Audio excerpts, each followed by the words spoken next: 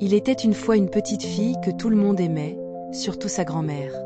Cette dernière lui avait offert un joli chaperon rouge, et la fillette l'adorait tellement qu'elle le portait tout le temps. On finit par l'appeler le petit chaperon rouge. Un jour, sa mère lui dit « Petit chaperon rouge, ta grand-mère est malade.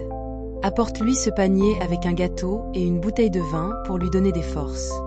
Mais fais bien attention, reste sur le chemin et ne parle à personne. » Le petit chaperon rouge promit d'écouter sa mère et se mit en route pour la maison de sa grand-mère, située au cœur de la forêt.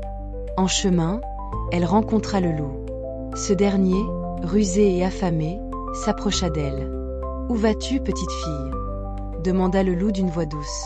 « Je vais chez ma grand-mère, » répondit-elle. « Elle habite dans une maison sous les 3 grands chênes, juste au bout du chemin. » Le loup, en entendant cela, pensa « Quel bon repas!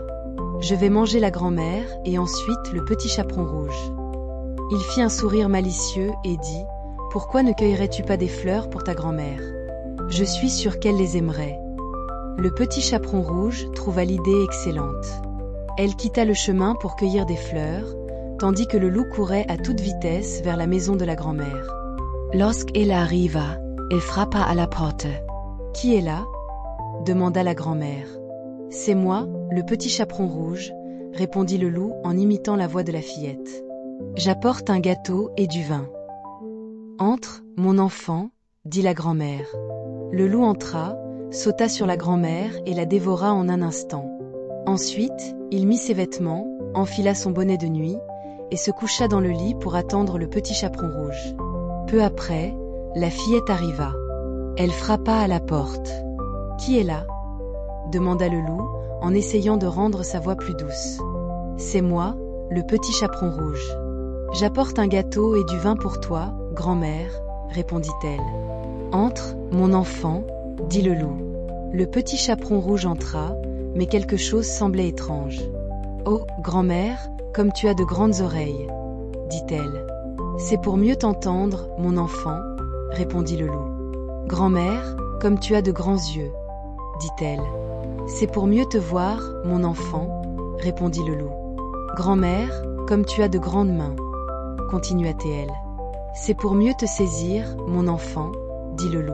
« Mais grand-mère, comme tu as une grande bouche, » s'exclama-t-elle enfin. « C'est pour mieux te manger, » rugit le loup, et il sauta hors du lit pour la dévorer.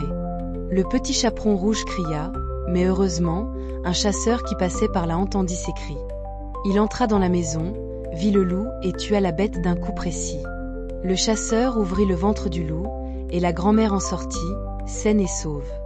Elle et le petit chaperon rouge remercièrent le chasseur pour son aide. La grand-mère mangea le gâteau et but le vin apporté par la fillette, et retrouva rapidement des forces. Le petit chaperon rouge promit de toujours écouter sa mère et de ne plus jamais quitter le chemin. Elle avait appris une leçon précieuse, et elle et sa grand-mère vécurent heureuses et en sécurité.